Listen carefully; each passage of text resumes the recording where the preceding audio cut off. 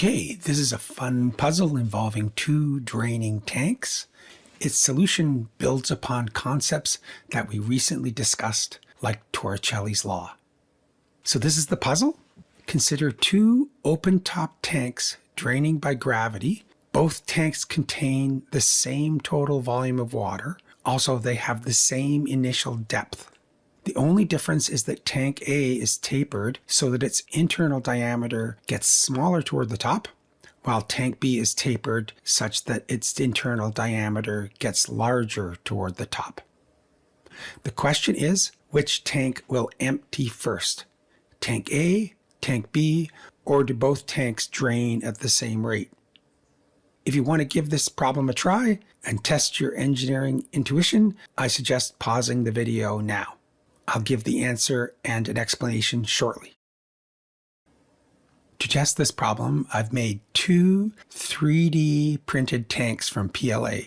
Both tanks are the same height, 15 centimeters tall, and have the same internal volume. But as you can see, they taper in opposite directions. This picture shows the bottom of both tanks, which have 9mm diameter drain holes. I've put the drain holes in the bottom of the tanks so that I can measure the time for the tank to drain completely. Okay, before I do the demonstration, I'd like to remind you that the discharge flow rate is not constant. It decreases as the tank drains. The average discharge velocity is equal to the square root of 2gh, where h is the instantaneous height of the fluid in the tank. Recall that this is called Torricelli's law, which we derived from Bernoulli's equation. So using inviscid flow theory, that's in a previous video. We also showed that adding a discharge coefficient is an excellent way to correct for viscous effects. I'll put a link to that video in the description. So the volume flow rate Q is equal to the average discharge velocity times the outlet hole area. So the flow rate depends upon the square root of the fluid height h. So if we have an initial fluid height h and an initial volume flow rate q, as the fluid level falls, the discharge flow rate decreases.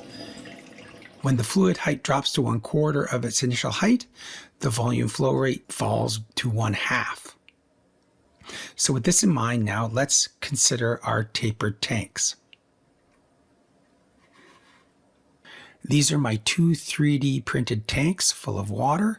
I've added some blue dye to the water and lit the tanks from behind so you can see the water level as they drain in a head-to-head race. And they're off. Okay, the first thing to notice is the top of tank A drains very quickly because of the high initial volume flow rate combined with the low volume at the top of tank A. So it's initially winning, but tank B speeds up and eventually overtakes tank A. It has much less volume in its lower section. Now watch the discharge stream.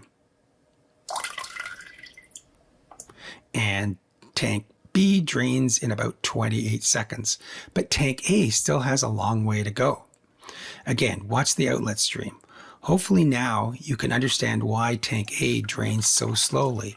It has a large volume where the volume flow rate is low, so it dribbles on and on. Keep an eye on the outlet stream. Here we go.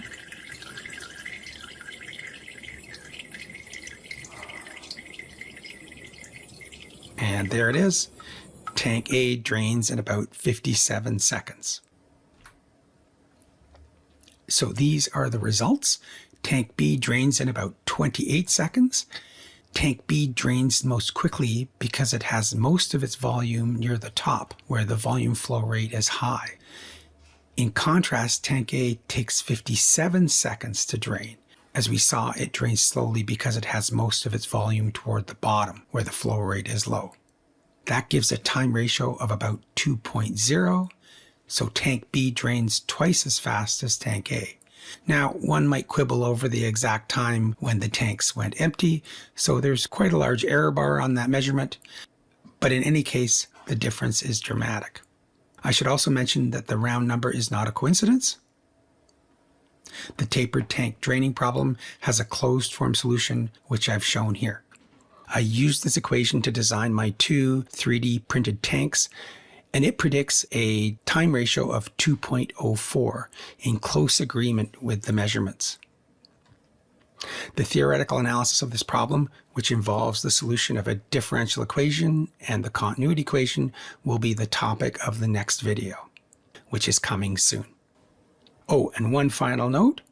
A big thank you to my technical officer, Jeremy Catania, for his excellent work with the 3D printing.